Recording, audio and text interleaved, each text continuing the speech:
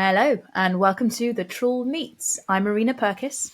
And I'm Jemma Forte. And on the Trawl Meets, Marina and I get to chat with people we admire and find interesting. And today is absolutely no different. And we're also going to discuss topics that our guest is passionate about.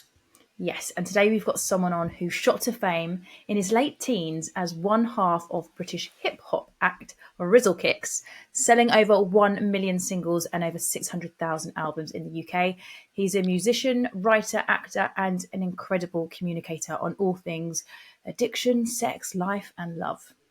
Indeed. And he is also the author of memoir and Sunday Times bestseller, Avoidance, Drugs, Heartbreak and Dogs. Welcome, Jordan Stevens, to the Trawl.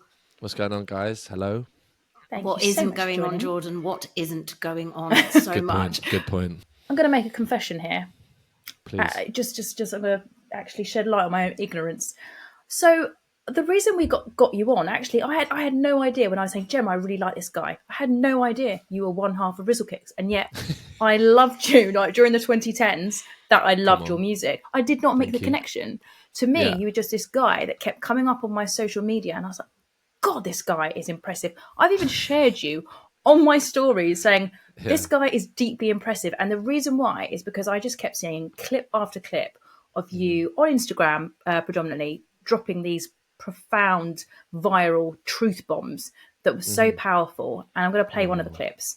This is one of them. It's a clip that went viral and it's your analysis of Andrew Tate. There's an interview on the internet with Andrew Tate and he speaks to a therapist. And this therapist is completely non-judgmental, which is actually important to allow this person, this influential, toxic person, I don't even know, you know what I mean, to show their hand, right? And I challenge anybody to listen to him talking about his dad and not understand what the f is going on. Like, it is actually sad. If I'm to remove myself from the greater implications of this, like, right, hearing him try and validate in his own brain that his dad wasn't there and he was a drunk and he treated his mum like shit, and he only loved him if he was achieving things. He's convinced himself that's being a good father. That is fucking heartbreaking to me. That actually breaks my heart. And this person, because of the system we live in, has been pushed into an algorithm because he's got money, supporting an idea of being a whole human being, which is completely flawed.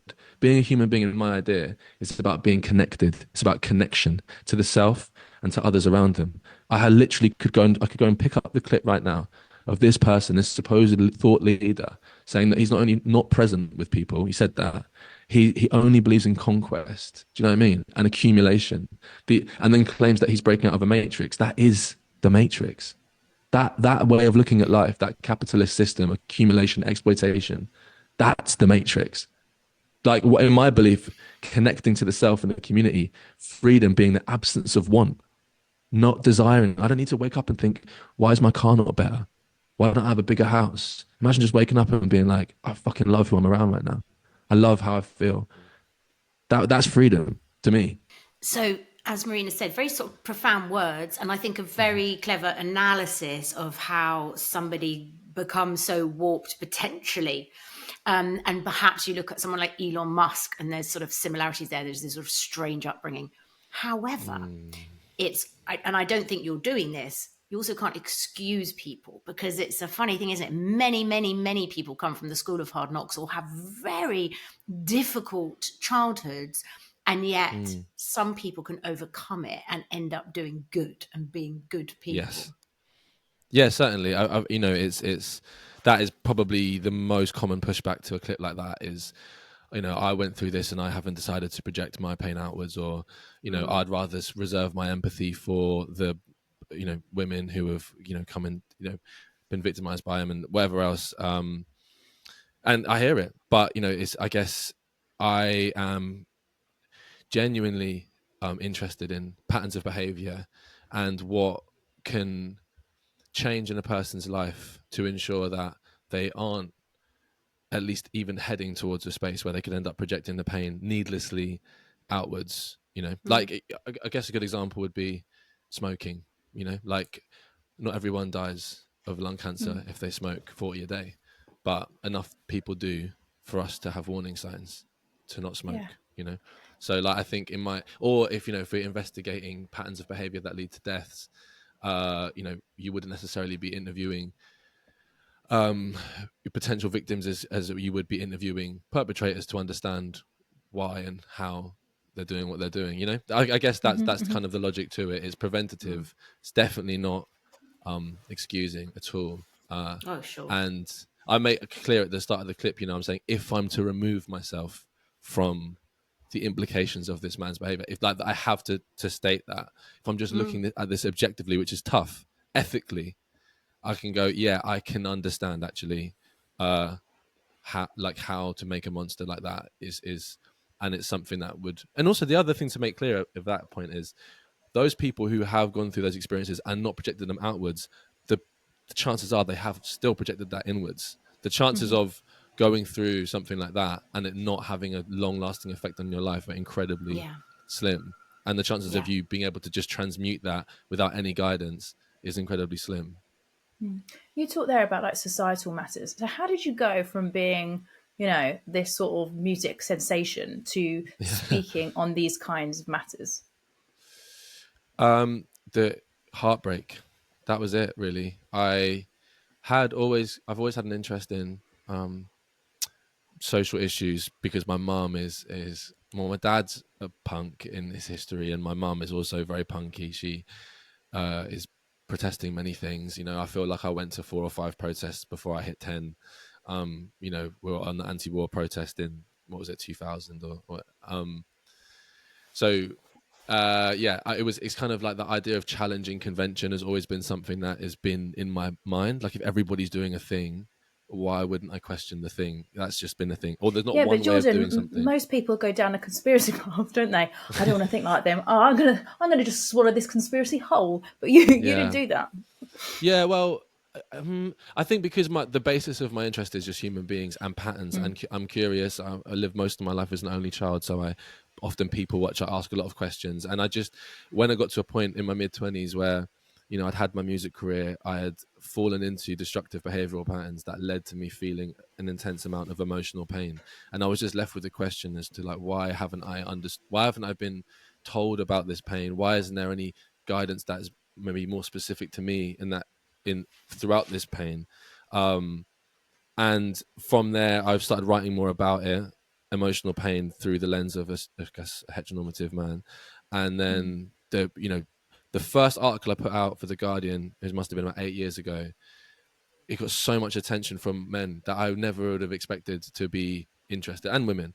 And from there was this demand, why don't you talk about it? Why don't you write about it? And for a long time I wasn't really at that place. And then a few years later I realized, actually, I'm just going to talk about that heartbreak. That might be a good way in. And then I just made sure I was aware of what was going on in the world in and around that, and ended up seeing these patterns get repeated in certain men online, and the people being radicalized by these men and women.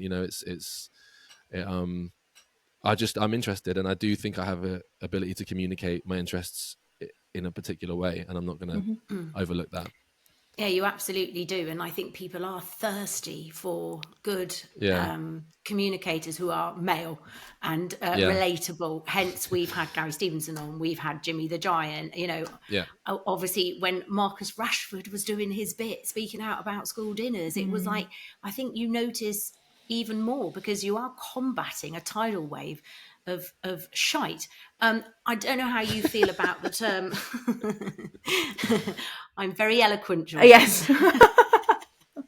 I don't know how you feel about the word sort of toxic masculinity as a phrase. Do you think it's going a bit the way of when people brand people woke, that it's too general?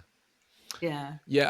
When I first started using the phrase, it was quite clear cut to me. I think it was just around the most recent iteration of Me Too, when it was there seemed to be this purge, at least on the internet, and it's obviously there were the extreme cases, but then I felt that there was like a cultural ripple. People were certainly like reviewing their interpersonal behavior and whatever else. Some would argue actually this recent Manosphere stuff is kind of in some bizarre kind of like pendulum swing. But at that time, toxic masculinity was quite clear cut to me. It was a toxic form of masculinity. I didn't feel as if masculinity was being challenged in that respect. I guess an understandable look on it now is that it's been so, it's almost like you hear toxic masculinity more than you just hear masculinity, and so they've become in some ways unfortunately fused, Yeah. and perhaps the idea that masculinity in of itself is a beautiful energy has been lost, or you end up with other prefixes like positive masculinity or healthy masculinity. It all ties into this idea that masculinity in of itself is a problem, which I don't agree with. So I prefer to use things like nowadays machoism, hypermasculinity, just for the sake of avoiding playing into something that's built a new life for itself, you know. But I would understand it. We quite like the phrase bellendery. That's also unisex. Yes. It is. Well, toxic masculinity is technically unisex if we're Yeah, yeah, going yeah. to try and there's certainly people who can leverage those behavioral patterns to succeed in a toxically masculine environment. But I like machoism because it makes me think of bravado. The kind of the macho word reminds me that it feels performative, It's a like, front, it's an act. yeah. Yeah. And I think the performance part is super important when discussing how it fits into our society, because I don't think it's a reflection of how people necessarily really want to be, or something that will benefit them or anyone around them. Yeah, it is that way because, and this is the thing, I don't know how we break it down. I'm sure you've got some ideas around it, but how are we going to get to a point where men, boys, whatever, are comfortable feeling vulnerable and Yeah. comfortable, like you are talking very openly about it was heartbreak that took you on this journey, and I've heard you speak on other podcasts where you're really candid about things.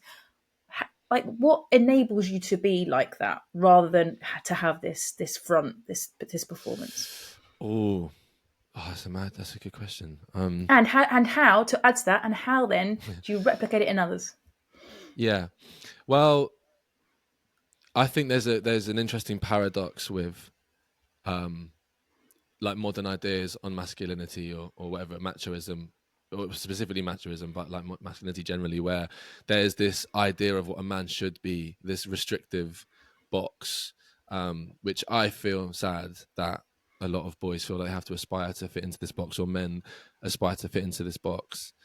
I have been very fortunate to be emboldened, like I said before, with this kind of punk spirit from my parents, where no one can tell me what I should and shouldn't do, or what I can and can't look like. And quite quickly I realized that men have to or boys, and then boys growing into men, have to contend with potential rejection from this idea of what a man is, which is upheld by a lot of people in society, but obviously mostly men.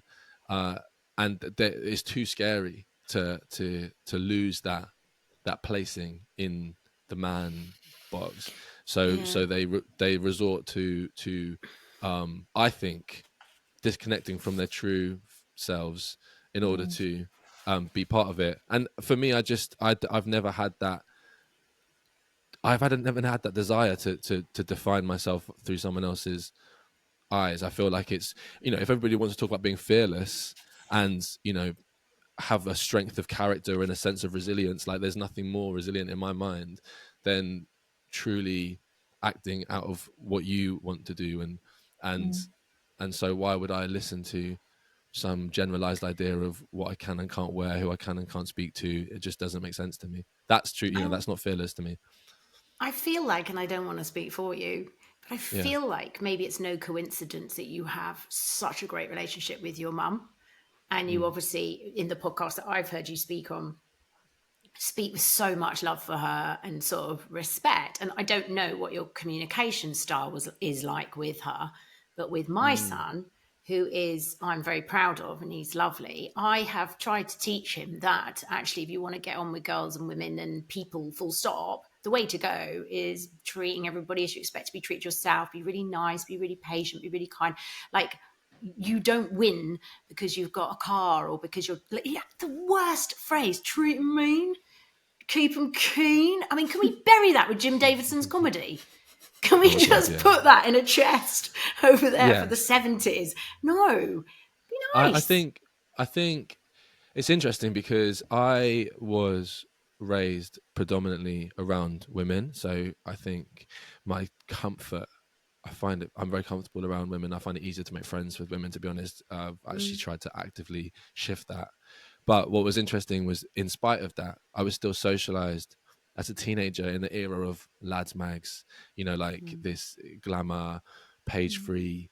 And so I still matured into this, everything was sexualized. I really wanted to, I wanted to be active, and I was like chasing this idea, like these fantasy women, and that was aspirational, and so I had to review myself. I knew a lot of kind of feminist talking points or angles. I knew what they were, and I could kind of sometimes go along with them. It was only, like I said, in my mid-20s where I realized that it was probably more important for me to have a look at who I was with women in an intimate sense. I was cool with my mom, I'm cool with my cousins, got some girl mates, but when it came to, the compromise, respect, and understanding of being in an intimate relationship, I had a lot of work to do, regardless of my relationship with my mum. And actually, even though I do obviously massively respect my mum and love her, like a big part of my maturing was breaking up with her, which I put in my book. I think sometimes we can lean too much on this idea that a man and his mum have a good relationship, when in actuality you still have to move away from being a boy and become a man in your own space and have those boundaries in place, because I don't think that guarantees that the man is able to have a mature relationship, as I'm sure It's also really fucking annoying for the girlfriend as well. Yeah, exactly. Yeah. Really overpowering mother in the background. Yeah, I genuinely don't believe in putting mums first. I don't know if that's controversial, but I believe in, I believe that there's a certain point as an adult where you have your tribe, and you have to make sure that everyone's cool, and then the next step is you obviously make sure ideally everyone's cool. I'm not saying you have to choose between the two, but do you not believe in Bitty? Bitty. I don't believe in David Williams. I'll tell you that for free. Oh, okay, yeah, fair enough. Fair point. Yeah, no, that's really interesting. Like cutting the ties, but okay. So not that it's about me at all. It's about you, this podcast. But my view of parenting is that you are raising adults to go forth into the world, and that your job is done when they don't really need you anymore, and they're checking in just because they want to have a chat and you want to see each other. But maybe like if my boy had some kind of event thing and he chose to take me over his girlfriend, that would be fucking weird. Yeah, I think you have to let go. There's a point. We miss this, I think, slightly in the West, perhaps, rites of passage, moments where we can be sure we've moved from adolescence to adulthood. Like how can we know? I guess the nearest we have are kind of some forms of, I don't know, hazing, or I don't know what they do at university. I didn't go to university, but it's probably around drinking, or like how much can you push your body. But are we maybe missing like maybe a deeper spiritual activation where it's like, no, you've left the nest. You're now on your own. Cut the cord. Cut the cord. Literally cut the cord. There's situations this. It's even been stereotyped in the zeitgeist. Like you get men in their 40s, like say marrying a woman, and the person who controls the entire scenario is that person's mum, and you're thinking that's wild. That's the thing. To me, I also have an issue with middle-aged men where you say something like, "Oh, we could all go out for a drink," and they go, "Well, I'll have to check with the missus." It's like they're asking permission. That's weird too. Is that not that they just don't fancy doing it? Like for me, if someone asks me to do something, and I say I'm just gonna check my husband, it just means I'm not really that bothered. Okay. You've also written a book, as we mentioned, so Avoidance, Drugs, Heartbreak and Dogs, and it's had some incredible reviews. Here's Paul Brunson's review. He is a global leader in relationship science, and if you're a Married at First Sight addict like Jemma, you will certainly recognise his voice. I believe that this is one of the best books that I've read this entire year. Your book is, it's Avoidance, Drugs, Heartbreak, and Dogs. Yeah. Right? ADHD, yeah. ADHD, right? My book is centered around me cheating on my ex-girlfriend, telling her that I cheated, her leaving me as a result, feel rightly, and that pushing me or almost triggering me into a desire to rewire myself slightly, go into a state of recovery. Oh. Paul Brunson, just on a Yeah. side note, has got a face that looks like it's been carved out of beautiful marble or something. He is so handsome. Yeah, he's gorgeous. Yeah.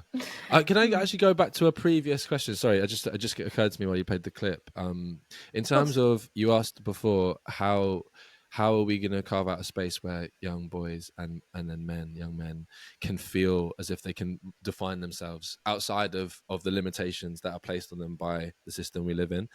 And I think for me, the biggest challenge is, sometimes I feel as if what I'm saying to young men isn't tangible enough. When I'm saying to them, like, there is so much to gain from connection, it feels like this abstract concept, because, you know, if Gary comes in here and he's like, we need to tax assets on the rich so that you're not skinned and you can pay for, like, that's like very, you know, it's calculable. If I come in and go, hey, listen, if you wake up and feel, you know, and feel satisfied within yourself, you're able to maintain a balanced relationship, you're less likely to be financially abused by the system or easily led into you know, brash decisions.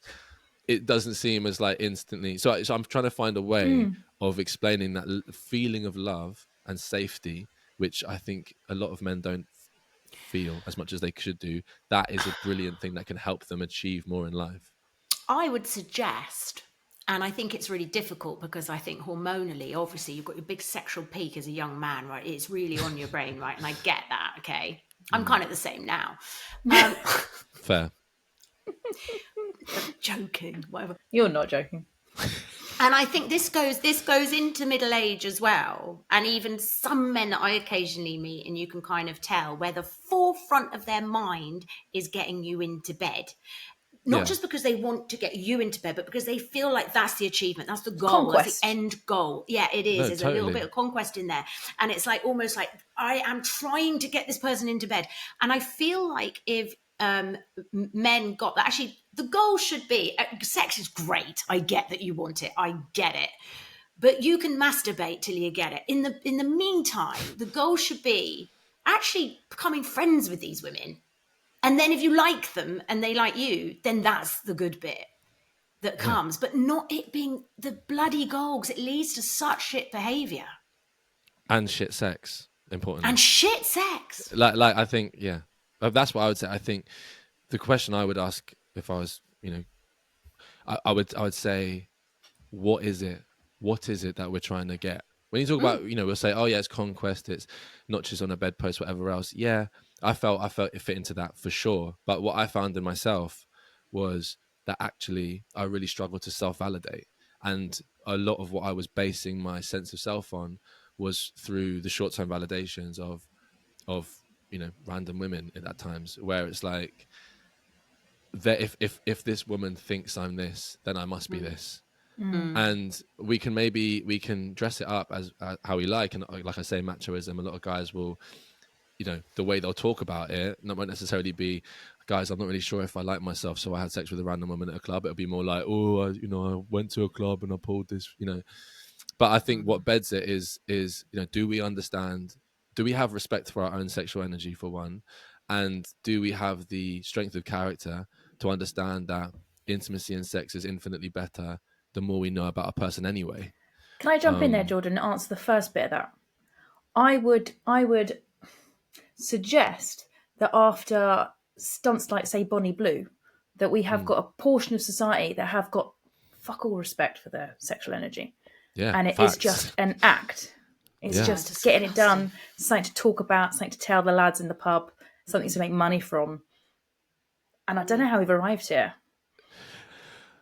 I think, well, I mean, the Bonnie Blue thing is wild. I think Bonnie Blue thing is an important insight into how, I guess, easily malleable men are in the space of in the confrontation of sex being offered. Well, from what I see from the clips I see of her online, she seems to get off literally on the fact that just offering a service can put a man into a state of malleability. Like it's something that is so, I think such a large amount of men don't believe they can ever have an interaction like that, that they just don't know what to do when confronted with it. I've seen her turn these interviewers into putty or whatever when we're talking because she just offers to have sex with them. And I'm there going, oh man, like, is that really all it takes? is that really it? Like, you're a grown adult. I saw her on American television or something, and she was like, "Oh, me and you after this." Da, da, da. And he was giggling like a girl, not like a girl, but he was giggling. He was like a child, And I thought, man, you're supposed to be asking this woman questions. It's getting to the bottom. I have questions I'd love to ask someone like Bonnie, like, are more incisive than like, do you reckon you can do 2,000? Like, what? It doesn't interest me. I'm interested in other things. But yeah, you're right. It's an expose of, I guess the idea of sex with someone they find attractive through a male lens is in such short supply that, to them at least, that they can then be controlled by the offering of it. I think that's what I'm trying to say. And yet the irony is, if you had 20 women at a party, or girls or whatever, and there were 5 men in the room, and 4 of them went in front of the women. Yeah, I shagged Bonnie Blue. Yeah, I did too. And there was one who went, I didn't. The women would all prefer that man. 100%. Like, Yeah, of course. Of course, because they've got self-respect and, But there's another thing. I think so many men actually perceive value through the male gaze, what they think like lads will be impressed with. In fact, we're going to talk about it on an episode, but Ollie Murs, for example, has gone through a bit of a transformation physically. He's been absolutely like shredding, and he's gone from being right. Ollie Murs, who we've known for years, to this sort of very shredded sort of 6-pack. He's much slimmer version of himself. And Nice. someone put it out on Twitter and asked if he was better before or after, and it was, you had to poll and click whether you were before man, after man, before woman, after woman, and the men all preferred him after, and the women all preferred him before, and the men couldn't get it. So the point was, the man who shared the poll said, "Why do women lie?" It's like, no. Men do this for other men, though. This is part of the club. It's fascinating. Yeah. Men dress for other men. They get haircuts for other men. They get shredded for other men.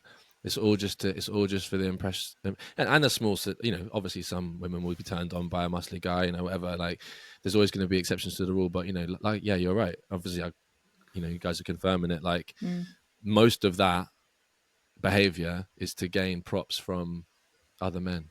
Yeah, but it's also quite sad that the poor guy is getting the same sort of treatment from the male or whoever did it that women have had to put up with. It's like, maybe he likes it. Just let him be. Yeah, rather than being discussed. You know what I mean? What does everybody think? What does everybody think of his body? They've done that to women for years, before or after. At 52, look how amazing she looks. She's in clothes. Oh, piss off. Yeah, of course, that would be. Yeah, I mean, it feels like quite. Is that realistically going to ever happen? Maybe to be able to live public eye. You're primed for what's the word? Yeah. Taking apart scrutiny. Scrutiny. You're primed for scrutiny. Yeah. Good on him though. If he wants to get ripped, go on, Oz. So another thing is, you talk a lot about capitalism, notably patriarchal capitalism. Can you just explain what you mean by that, and how much do you think that patriarchal capitalism is to blame for some of the societal faults that we're seeing now? Oh, wow.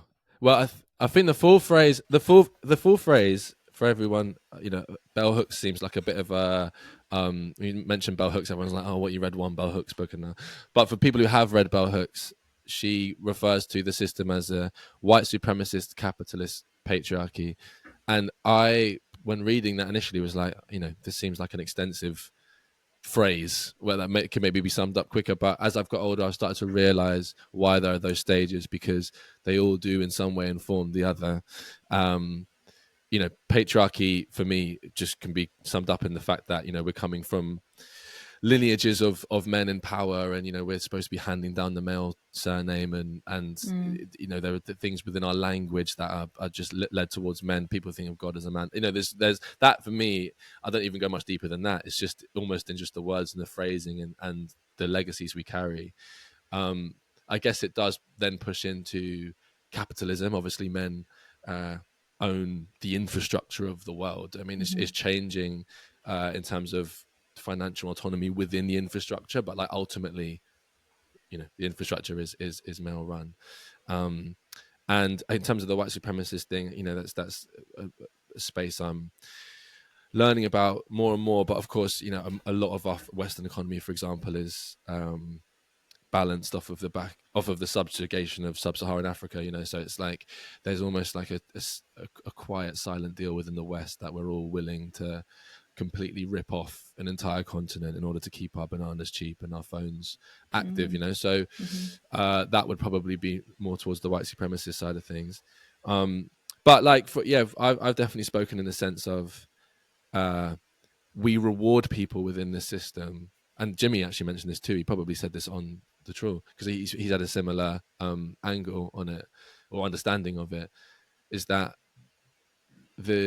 you don't have to be a connected human being who is uplifting of their community in order to be financially rewarded within the system. You know, you can live your life quite unethically, like, and be rewarded consistently. In fact, you're more likely to be rewarded the less ethical you are.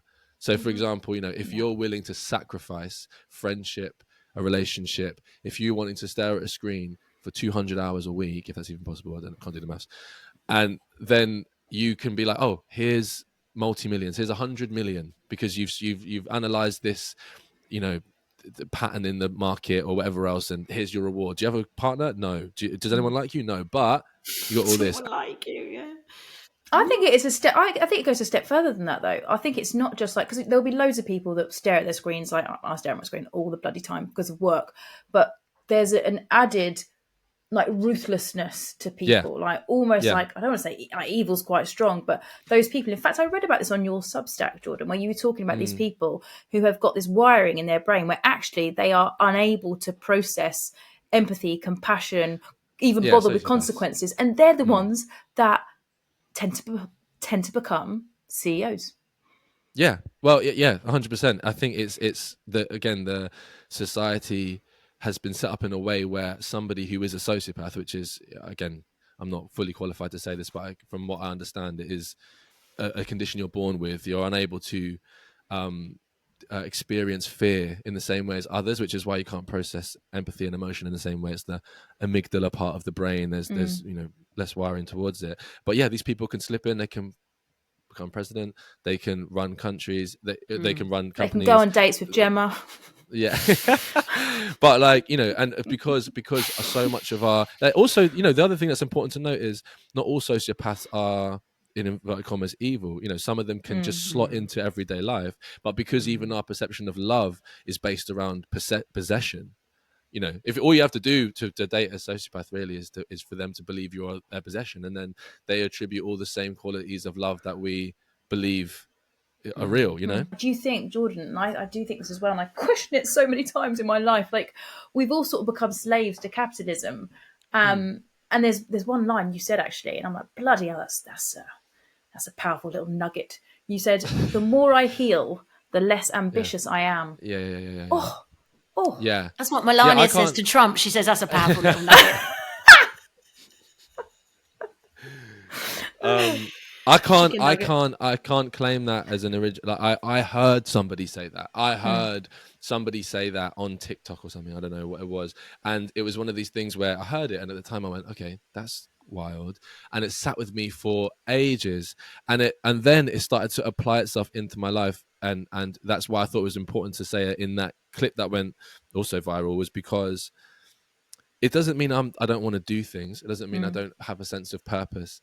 It was a sense of, like, I think for many people, we have to identify with the concept of productivity in order to cope with what it's taken from us, you know? Like often in life, just as a psychological hack, or not even a hack, like fault perhaps, is that if we're harmed by something, whether that's a system, a person, an idea, if we don't have the means to be able to heal that wound, we often become the thing in order to help us deal with it. It's this bizarre, you know. So I see a lot of guys will, like a self-fulfilling prophecy.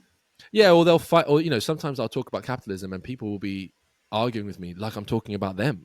You know, and I'm saying they have identified with the concept of profit. For example, some people will literally sacrifice their entire sense of connection in their life for the chase of profit, which doesn't make any sense, obviously, because it's completely unsustainable. But it's because actually that search for profit was the initial reason as to why they felt disconnected when they were young. I don't know whether that means their family were too busy to see them or whatever it was, you know, working 3 jobs and not being able to be there in the evening, whatever it is that removed that sense of connection early. They then are like, well, the only way to deal with that is to be it.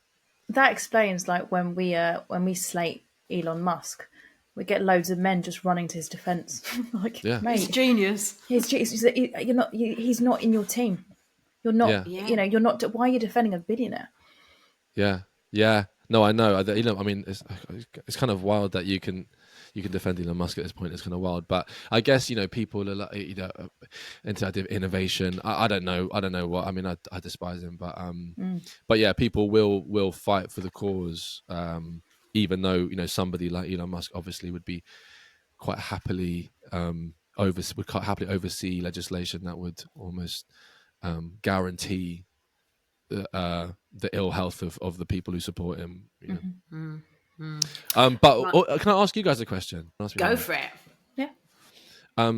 Do you believe in this phrase that I see a lot on my feed at the moment of all men benefit from patriarchy?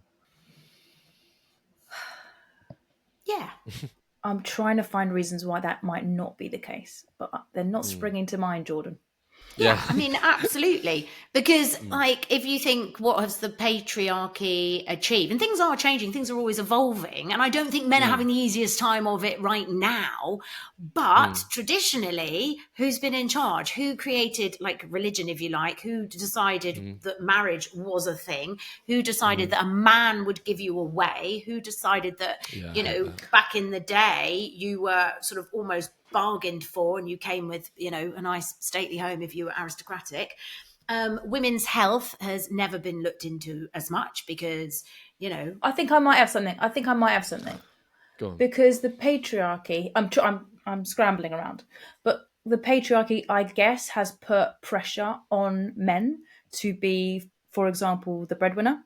Yeah. It has put pressure on men to behave in a certain way, perhaps to suppress feelings, emotions, which causes all kinds of problems down the line. So I think there are going to be, and that's why I say it's repercussions. very difficult. And obviously, at one time, also just in terms of people not being socially liberal, like you can be gay, you go to prison, for fuck's sake, and all of that shit. But broadly speaking, I mean, I wouldn't have been able to get my own mortgage in the 70s. You had to have a man's permission. That's mental. In the US, it was legal to rape your wife until the 1990s. Yeah. And so, but what's happening now is that women have fought and fought and fought for equality.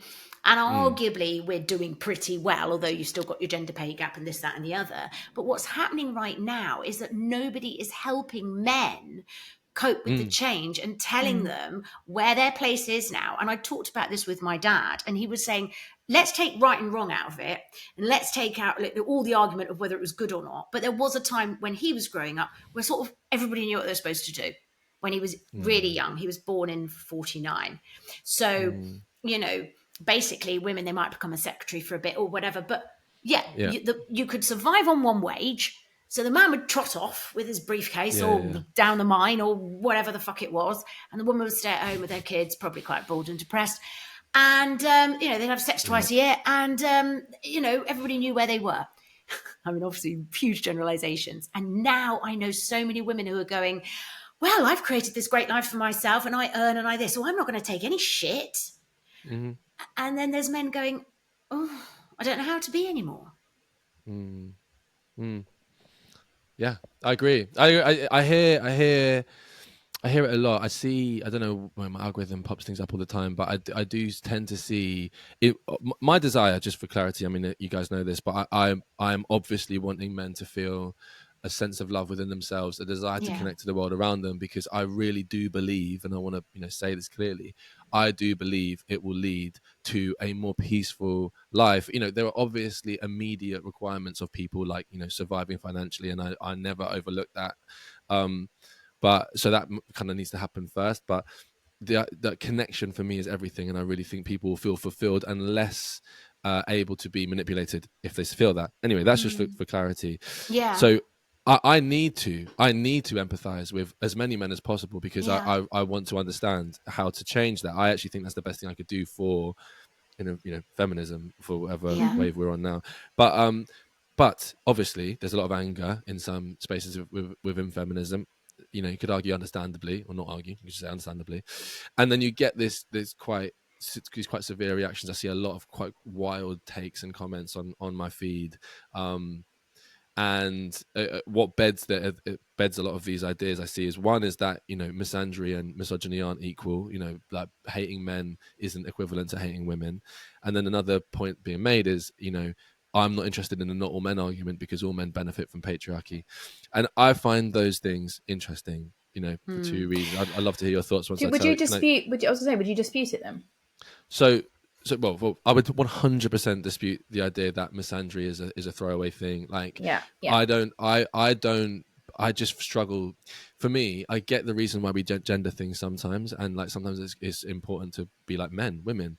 But when we're really actually like in reality as grown adults talking about engaging with half of the fucking world, like I don't think it's out of the question to just extend empathy to anybody who deserves it. Like the idea that that being a man in itself requires that there's no empathy can ever be extended, which I've also seen said is odd to me. And obviously it's like women aren't inherently innocent or inherently good people on the basis that they're just born women. It doesn't, that I find confusing. And then also you can extend that out even further because I see a lot of these women will have these takes about empathy towards men, but then they'll say that they're pro-trans. But then my argument would be, well, if you're pro-trans, would you then hate all trans men, being that they're men? Is that the same thing? I don't know. Yeah. So those things confuse me. But for the benefit from patriarchy thing, the reason I ask is because I'm interested by what people mean by benefit.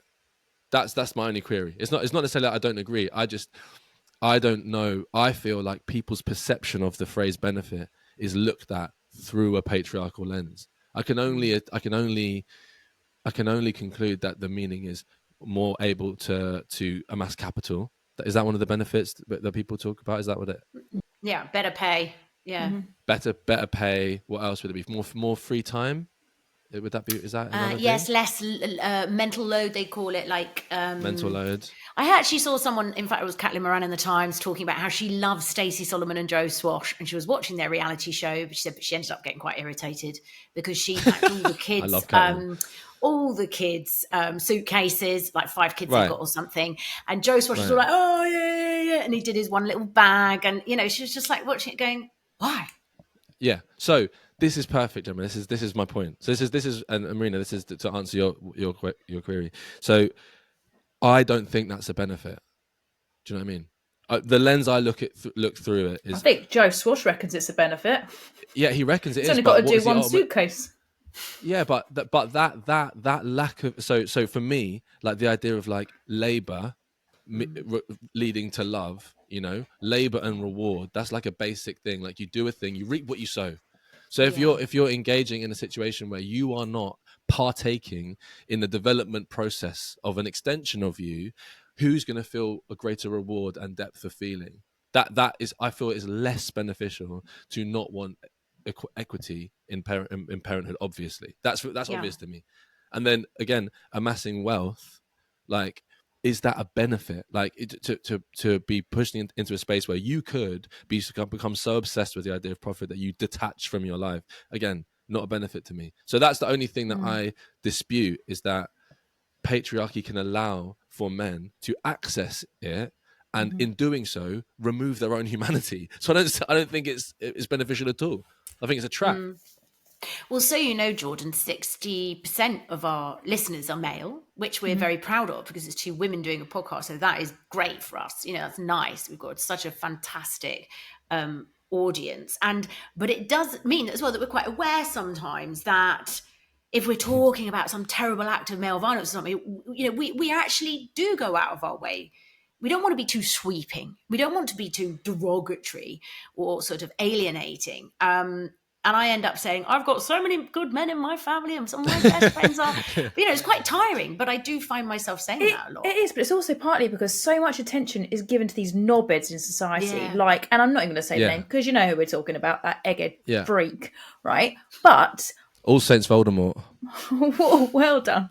What we need to be doing more of is giving the mic to people like, don't blush, Jordan, but you. People like you. People like Jimmy the Giant. People like, oh my God, you know what I'm loving at the moment? Jovan's Jovan, great. who we had Benny on. Blanco. I don't know if anyone's seen, but Benny Blanco, Benny Blanco? who is dating Selena Gomez, Oh, is right, yeah. so I've met him. incredibly interesting. aware of like his Hmm. feelings and so in touch with his emotions. And actually, when he started dating Selena Gomez, I'll be honest, I was a bit like, oh, didn't really see it. Right? She's obviously this Mismatch. super hot. You thought he was punching? incredible. I thought he was punching, and now, Yeah. as I've heard how he speaks, how he adores her, how he's got the He's incredible charming. emotional intelligence, I'm like, I can totally see the hotness of Benny Blanco, and that's it. That's what women are attracted to, not some twat who has got suppressed emotions. That's the Yeah. irony. I mean, this is one of the most bizarre paradoxes of the entire manosphere. Is like, never in life have I ever heard a person say, "Oh, I tapped into watching these videos in this red pill space, and now I have a really balanced and loving relationship." Like it's never happened. Exactly. Yeah. And this is why you're such an important voice. So it's this understanding that you've got about being in tune with your emotions, and in fact, being masculine is totally fine. Even, you know, having anger, having rage is a good thing. So Yeah. here's a clip of you speaking. It's from a podcast called The World of Nature Talks. Tapping into my anger is what led me to love. Anger is a really, really powerful emotion. We have conflated it with rage. You know, rage is toxic anger. Rage is, like you say, anger where you haven't expressed it at the right times, and so it's built up, and then it just goes. Being angry is really essential because it's essentially a boundary. It's going, no, I don't like that, or leave me alone. You know, it doesn't have to be like, I fucking hate you, you're a piece of shit, and that's rage. Be like, I'm not enjoying this, I'm gonna go home. You know, which is, I thought was so interesting because, again, I was raised to believe that love and anger are almost opposites, but they're really not. It's an essential ingredient. Well, for me, it was an essential ingredient in terms of harboring a genuine, authentic love. I had to understand my boundaries, and vice versa. Now, Jordan, you're not just an advocate for men and boys, of course, but also for women and girls. And at this point, I'm sure many of you know, listeners, but it's probably worth adding that your other half is a very beautiful Jade Furlow of Little Mix. And I loved this clip of you speaking on the We Need to Talk pod. Okay. My girlfriend earns more money than me. She's super successful, and I love it. You know, that seems like it's to some people that's emasculating, or I don't know what their ideas are, which I find hilarious. But it's reflected in the fact that when I talk positively about Jade's career, they get shared loads. And it means a lot. I've actually had a lot of personal texts of, you know, from people who've been in situations where their partner, usually male partner, has struggled with their success, or they felt emasculated by their success. Whereas for me, she's my superstar and I'm her superstar. That's cute. Oh, that is so love cute. that. I love it. I love it. You see, it's quite simple, isn't it? Just be nice. It is. Just don't be a dick. Well, look, Jade met me at the best point possible for me to carve that relationship out, and I've said it before on podcasts that we met at the end of lockdown. I spent lockdown doing like a lot of, I know everyone says it, but work on myself in a sense of, you know, sitting down and really looking back at the relationships I'd been in, the mistakes I'd made, asking myself what I really wanted from a relationship. This is the main thing I find that with a lot of, you know, mostly men, but actually women too, when they're feeling back from my book is, you know, because of our circumstances in life, we struggle to actually be loved before even putting the love outwards, which is obviously super important. The concept of somebody loving us, like that discomfort or that vulnerability, you know, that of like, whoa, I actually like, I enjoy this person telling me they love me, like that. For me anyway, and I'm sure for a lot of people, is a massive hurdle to just let that be a thing, you know? Do you know what? I spoke to someone over the weekend, and I will not mention any names. This guy, and he actually was such a joy. He's a friend of a friend. It was, a laugh a minute, and then the drinks were flowing. We got talking, and he said he's clearly got commitment issues, and he said for him, love has always been a scary place. For him, love is jealousy, it's pain, it's suffering, it's insecurity, it's all these things, and so he now just avoids it. And I said to him, God, like, we've just met, like, and you're talking to me about this. I said, do you talk to your friends about it? He's like, hell no. And I found it so sad that one, he was experiencing that, and that he has now come to associate like love with pain. But also, why is it that like women are so good, and girls are so good at just going to our network, and we feel shit and they pick us up and we go right into the detail of what's hurting us or whatever? Why can't men do that? Why don't they do that? I guess it's emotional literacy in a way. I think I had an interesting interaction under a clip I posted the other day where I was talking about the idea that they should introduce, I think they have actually introduced emotional literacy in some schools. I remember a teacher from Southampton messaged me, but just the curriculum being, again, for want of a better word, more holistic. I mean, holistic is stigmatized in its own way, but just there's 1 hour a week, from what I understand, PSE or whatever it is, where you kind of learn about how to be around other people. Every single human being on earth has to dedicate most of their life to understanding how to connect and stay balanced with people close to them. Why we're not encouraged to understand that and understand, the different challenges people might be facing is odd to me. This guy came forward, commented saying, I feel as though feeling is intrinsic. It's not something that needs to be taught. It's just something that needs to be experienced, which, fair. I can understand why someone would come to that conclusion. But my question back would be, well, if that was the case, then why do, nearly 60% or 70% of all relationships fail after 3 months? Or why do we see such a growing number of divorces? There's loads of, statistics to push back against the idea that people intrinsically know how to feel and how to balance people's emotions. I was taught it. That's just a fact. I went to a workshop and somebody told me what this means and what that means. I went to therapy, and I was very fortunate to have a form of therapy which was to do with how I was experiencing emotion, and my therapist literally walked me through the process of identifying how I felt and letting it process. I think the reason I found it with my conditioning as a man was that feeling and emotion is so unfixable, is wave-like. Like there's something about it where you can't just take a thing, pill, or build a thing, or break a thing. It's something that has to be, it's like the tide. It's where it comes and goes, it ebbs and flows. And I feel as though we are raised to believe that things can be done and finished and fixed and solved. Problems are solved, whereas perhaps women have more of an understanding of the fact that things can shift and change in the wake of pain. Obviously monthly you have to continue your life while hormones are fucking doing all types of shit, and you're just expected to just go. And men have no equivalent of that. We will see that discomfort as like a setback that needs to be solved rather than something that needs to be experienced. Also reminds me, I'm gonna drop my husband in it, but it's like when I've got like a shit day, he really wants to just provide a solution, like talk through the problem, solution. Sometimes I just need to want to talk about vent. I just want to talk. There isn't a solution. I'm just going to get through it, and and that is, I think, a really interesting difference between men and women. Going back to the guy who, by the way, straight after we've done this record, I'll be like, who was that? Because I'm very nosy. But I'm still stuck on that. Who was that? It's that old trope, isn't it? Is it better to have loved and lost, or never to have loved at all? And I look at my son at the moment, and he's 18, and he's in his first big relationship, and he really cares about her, and it's mutual. So first love. And we talk through, stuff. We are really close. They're having such a great time together. But there's this elephant in the room that, like, they're both going to go off next year and do different things. And I'm looking at him. I don't think he'll listen to this one, but maybe he will, but apologies. And you think there's pain ahead because you're 100%. really feeling something right now. And so is she. So unless you have met the person you're going to be with forever at 18, which is highly unlikely, I know that at some point this is going to be quite tough and quite hard, but I also wouldn't change it for him, right? It's brilliant. It's Yeah, going to good. shape Yeah, him. you It's have going to to. be his first, and it is a 100%. really positive and all of those Yes. things. And you just know that because I'm like, been around now many decades. So all these things, I personally think I wouldn't swap those intense feelings that I have had and knowing what love feels like, even though, it hasn't always worked 100%. out.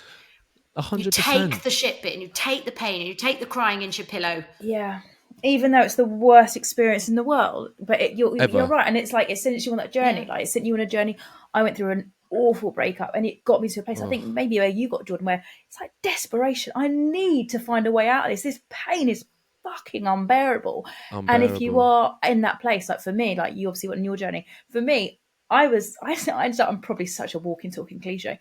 I ended up reading The Secret. And I know it's like naff or whatever, but do you know what? It did the trick in the moment. It was that it was a resetting and a rewiring, like you had as well. Of actually, I was not doing things right, and I was absolutely better than vodka. And I'm so glad. And also, I'm compassion. I'm a much more compassionate person now than I was going to be one of those smug twats. It's like, why doesn't your relationship work? It's just that if you love them, it's easy. And then it all came crashing down. And then my compassion. You know what's wild is the pleasure pain deal is infinite, is forever. It's always been that way. And I guess one way to simplify it is that. In the same breath as maybe a man might exclaim like, oh, I don't want to be involved in a loving thing because I can't possibly bear the suffering. And yet one of the most popular trends in the last 3 or 4 years for men is cold water plunge, which is exactly the same concept, but just in about 3 minutes. You're accepting the reality that your entire body is going into a state of shock because afterwards your body is full of endorphins and provides you with a rush. I can confidently say that if you are to weather the storm of heartbreak, it would almost ensure, if you are willing to stay open, which is, by the way, the most courageous thing I think anybody can do, any human being, is to have their heart broken and love again. If they do love again, it'll be even more rewarding. I feel like, the reward is even more so. I don't think I'd be able to feel this. I don't think I'd be able to feel the extent of love I feel now if I hadn't have confronted heartbreak in the way I did. Yeah. That cold water bath thing, by the way, I've done that in that place I was telling you about, Marina. And I plunged in and I came out. I nearly ran down the road. I'm alive! Jesus. I don't know what it's like to do 12 bags of cocaine, but I'd imagine it was close. Something like that. Yeah, something like that. Yeah. Yeah, either that or a walk in the Alps. Right, Jordan, we have been singing your praises quite a bit on this pod. And not everyone is perfect, and that includes you, which is why I want to play this quite light-hearted clip. And it was you on Makita Oliver's Miss Me podcast. Yes. And it spoke to me because you're talking about tidying up around the house. God's sake. People got different strengths, yeah? If you live in a household, you work to your strengths. You try to create balance, yeah? If you're a tidy person, don't moan about people who are messy. Just be tidy. This is what I think I don't get. Like, I might be tidy, but I'm tidy slower than you. So if you're prepared to leave that for another week, I will be tidy. If you want it tidied right now, then just tidy it. I'm with you, Jordan. It was all going so well until that clip. I was like, whoa. Yeah, I got a lot of pushback for that clip. Don't you worry about that. I sort of get it, though. No. Listen, I've said the exact same thing. Just for clarity, I've said the exact same thing in the context of an ADHD podcast and had nothing but agreement. And it was not gendered in any way. Men and women who struggle with ADHD. Yes, I completely understand what you're talking about. The second I put it into a different podcast with a different audience, suddenly I'm lazy. I'm taking a mick. Like, poor Jade, that's in. Poor Jade. Like, what was funny was I actually made it clear that I do tidy. The point I was making slower. No. Just it's organization is something I genuinely struggle with. Not just in terms of the organizing of things around the house, organizing in my plans, whatever else. Like I be clear, I try. I go on. I look up ADHD, cleaning with ADHD. I listen to podcasts. I watch videos. I try and develop methods in order to counteract the fact I struggle with it. The point I was making, because I was obviously having a laugh with Makita as well, was that like some people like things presented in a certain way, and that's cool, but I just don't. It doesn't come naturally to me. Yeah, is she your cousin? She's not. She tells everyone. She tells everyone she is, but she's not. Okay. Yeah. Well, anyway, But, I get that. So, Marina, are you organised? Then is that what you're saying? Are you a clean You know, freak? I didn't even think that's a strong label, Jordan. I didn't think I was a clean freak. I'm certainly, you know what, I'm not even clean. I'm just tidy. But I live with a Tidy, man who is wonderful. Is he slobby? But Oh no, I just not in leaves that things way. everywhere. I'm so fucking tired of picking his shit up. So let tell you when I'm tidy. There's slow and there's just not moving. So if people are coming round, it focuses my mind. I can clean this place up. The like, hosting boom! stuff. Yeah. But most of the time, it looks like I've been burgled a bit. But I run around. I'm a bit of a whirlwind. You are super tidy, Marina, just naturally. Yeah. Marina, can I say, right, obviously, this is the point I was getting the most slack about, like, stick about, rather, sorry, is that I don't expect anyone to pick up after me. I really mean that. Like, you know, I'm sure there would have been times when that's happened. But Jordan, the reasons... hang on, Jordan, I thought I was having a conversation with Ben here. Jordan, that's fine. But if you're living with, say, a tidy person, I don't know what Jade is like, right? And for her, like, for her mind to be calm, like there needs to be a degree of tidy around her. Yes. Then surely, as this wonderful, empathetic, in touch, supportive partner, he's got ADHD. I don't know anybody who's got ADHD that's that tidy. No, but I Not Ben, by the way, I'm talking about you, agree. Jordan. But I agree with you. I want to be clear in that, like, yes, as my act of service, like within the context of my relationship, I will go Jade can testify to that. Like, obviously there's things I struggle with, but I've literally gone online to find strategies. There's one thing, for example, called like they call it like ADHD geography or whatever, and it's, you know, if every time I've come in I end up leaving my bag on the sofa or my jacket on the corner of the sofa, whatever else, for me, I don't even recognize that as mess. I'm just like sat down and right. So I looked it up and it was like, what's missing on the path from the door to the sofa? And it was some hangers. So we put some hangers in, and now I hang the jacket and the bag up on the way to the sofa. That was really it. It wasn't. It's not a thing where I'm going, how can I make my girlfriend's life more difficult? I know that. And Jordan, that's just why so you know, I bought a little box for the house keys. They still end up on the fucking island. I don't know. Okay, that's that. Well, then you need to put the box on the island. No, it is love though when you try and change yourself. You know, my girlfriend Laura went on holiday with her for years, and she's that person that arrives on holiday. She takes everything out of the case. It's all hung up, all the toilet. Whereas I'm like, let's go to the beach. And I've just pulled a bikini out and I'm like, flip-flops on, boom, let's go. And she'd be like, ugh, I have learned. When we went to Glastonbury, Jordan, I was sharing a nice tent with Jemma. You should have seen the state of it. My people. And I know, Jemma, I bet you knew where everything was. I bet you knew where everything was in that tent. Yeah. No. Yeah. I know the total. If I ever do leave piles around the place, I know what everything is. Yeah, it's my shit tip, and I know categorically. Oh, it's in that one. That pile, third from the left. Right. Let's do quick fire round. Okay, Jordan. Before we do the quick fire round, can I just ask? This doesn't even have to be in the podcast. I'm just genuinely intrigued.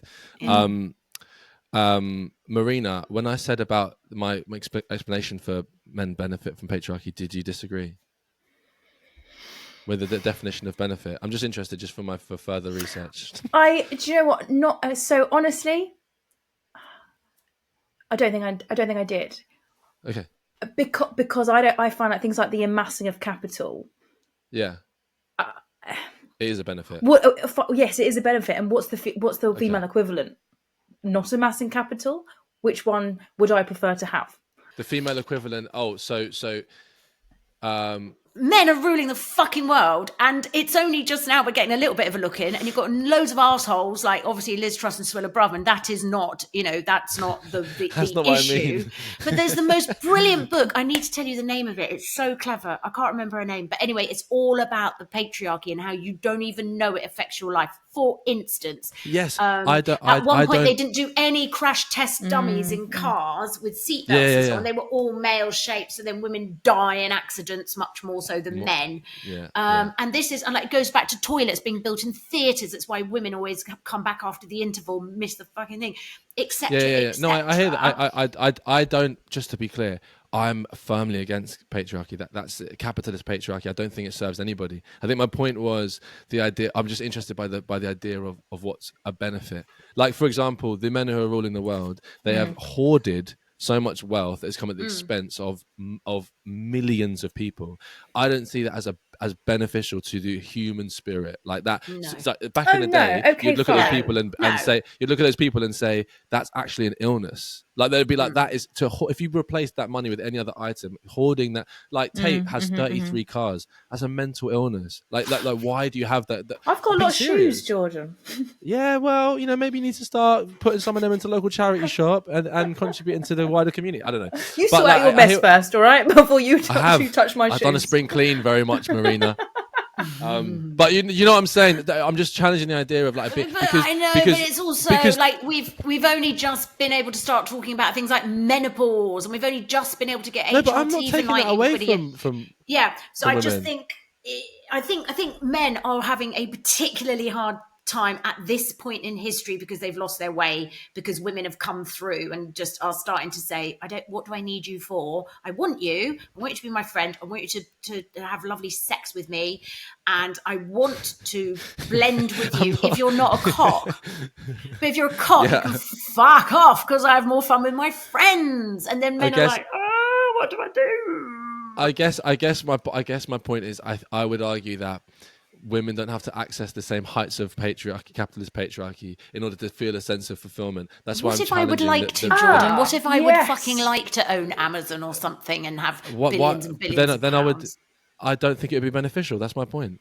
I don't think that's I would never. Really? Yeah. If you could be, what's his name? The guy? Jeff Bezos. Gates. Jeff Bezos. If you could be Jeff Bezos, would you be Jeff Bezos? I'd fucking know what to do. Yeah. Would you be him? Not him. No, I don't want to be him. I don't want to be him. I'd like his wealth. Can we remark? See, just but how do you think he became him? You wouldn't want his wealth. You wouldn't want his wealth, Gemma. Because I'd give it all away. I'd be like Cilla Black. I'd be like, surprise, surprise. I'd be like knocking on doors. Cilla Black. Yes, Cilla Black has an awful reputation. She was a Tory cow, but we put her in the pod quite a lot, just her memes and stuff, because she's funny. Right, yeah. Anyway, we must crack on with this quick fire round. No, I'm just interested because look at the reason why I wanted to say. Sorry, we'll do the round, but the reason why I'm saying it is because it's rare that I get an opportunity to speak with women like yourselves, and it's important for me to float these ideas, because honestly, sometimes I can end up in these internet spheres, and I don't want my thoughts to, it's good for you guys to be like, well, we think that, yeah, cool. I'm just exercising. I don't vehemently think it's a shit like theory. It involves huge analysis of the word benefit, and I think when you're talking about the patriarchy, the trouble is it's not just the patriarchy according to the 21st century. The patriarchy goes back thousands and thousands and thousands of years. And at one point, if you think women are like, have been killed for speaking their fucking mind, then you just cannot argue that it's been shite to be a woman compared to men. I mean, look at poor old Catherine Howard and Anne Boleyn. Jesus. Yeah, yes, but then I'd have to push back and say slightly that is also important to intersect that, because for a large proportion of history, it'd be better to be a white woman than it would be to be a man of a darker ethnicity. Yes, and also if you were to put it in the suffragettes, when they challenged for women's vote, also working class men couldn't vote. And it was only the middle. So the women got off their asses and did something about it.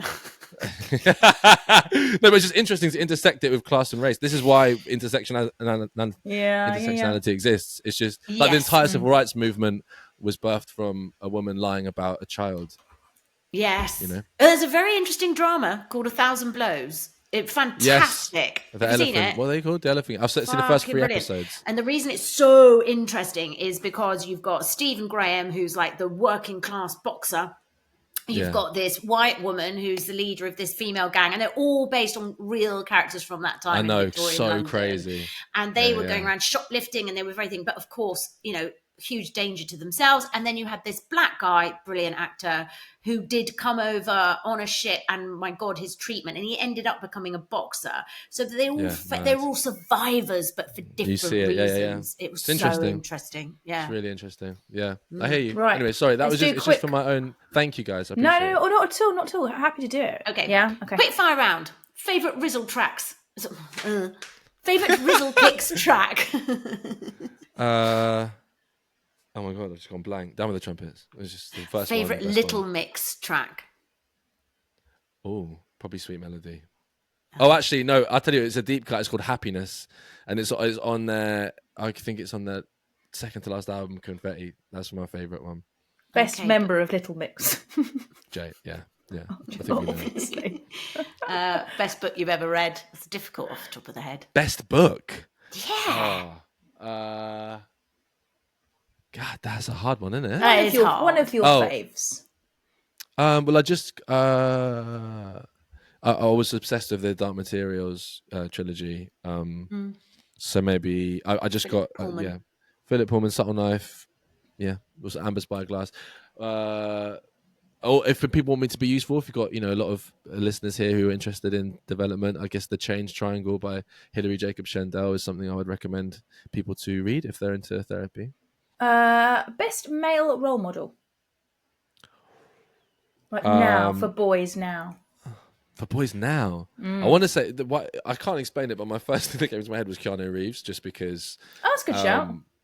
Just because he's the one for one. Secondly, he has survived more grief than a human being should experience, and I think that has led to him feeling a deep sense of compassion for people around him. Not that I know him, and also revolutionarily, he is dating a woman of his age, which seems to have blown people's mind, which I find fascinating because how curious.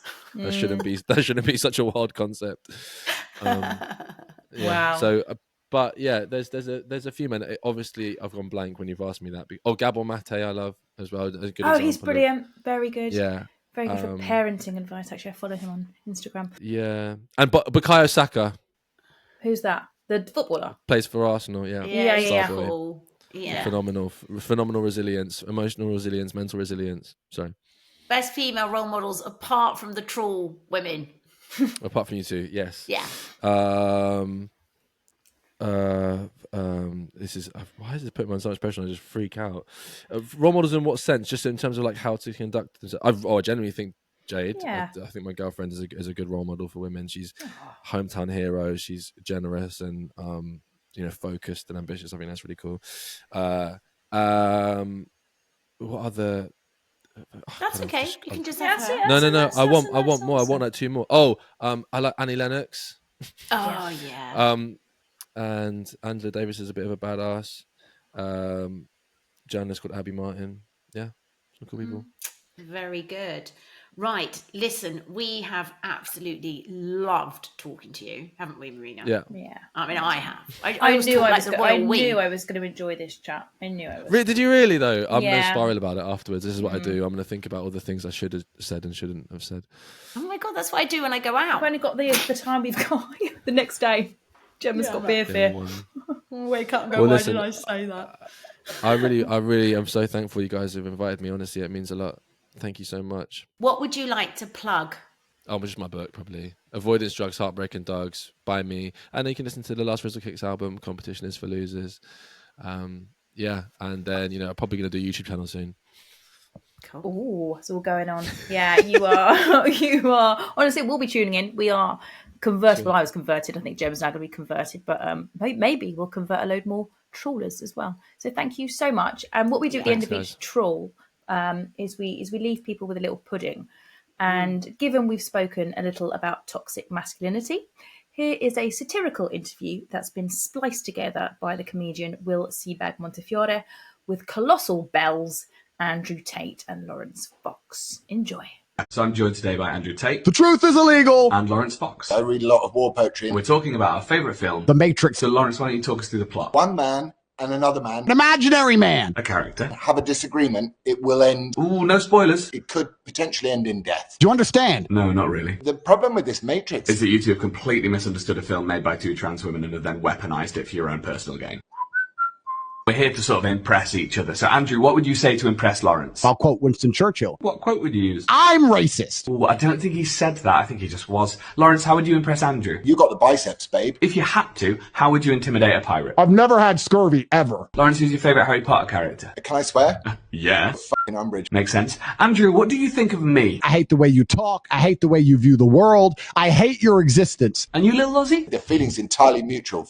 Okay, yeah, I imagine your fans feel the same way as well. In fact, they're probably commenting under this right now, unless, of course, like a cook, I've disabled the comments, because I do that sometimes because of the old mental health.